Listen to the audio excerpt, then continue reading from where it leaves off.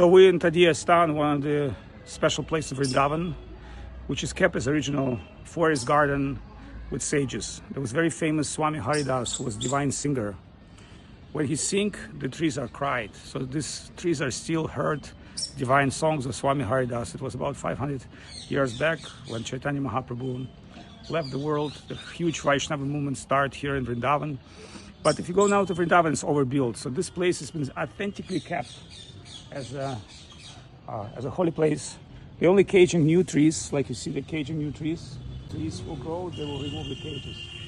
And some of those trees are very divine. If you really look deep inside of them, you'll see Radha and Krishna and different mystical characters and gods and goddesses, because it is Vrindavan. Vrindavan considered to be an extension of spiritual world on the earth. But you cannot see a spiritual reality unless you have spiritual vision. So consider we're coming here as a blind. We can feel only external environment. But real, true spiritual environment is invisible. So the inhabitants of this ashram is not using electricity. They're still pumping water by hand and burning the ghee lamps and worshipping and meditating. And they're keeping the dust of Vrindavan as the most holy sacred place.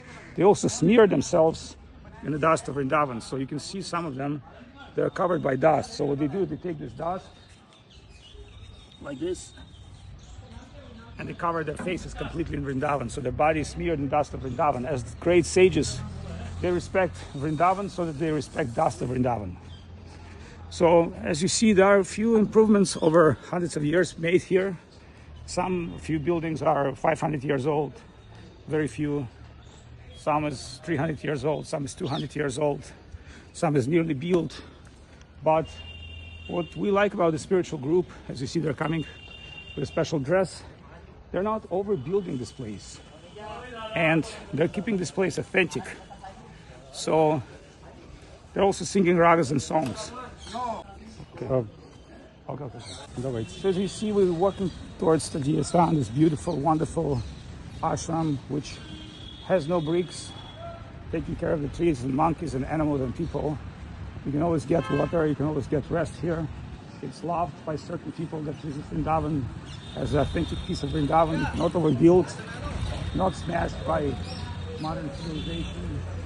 It's very rare, very special trees are all cursed, and every one of them represents certain gods and goddesses. And it's just really a peaceful place, one of the very few peaceful places of Vrindavan. So Vrindavan used to be forest like this. There was not that many people and populations. And you see monkeys living here with their little babies. So the mother monkey and two babies, she's living here peacefully. And she has some food here, some shelter. So this place even giving shelter to animals. And they're happily living under the shade of trees and enjoying their well-being. Some of the trees as Ganesh or other goddesses. And hello, Hare Krishna, Hare Bol. So this wonderful place is one of the last paradises of Vrindavan. It's not overbuilt.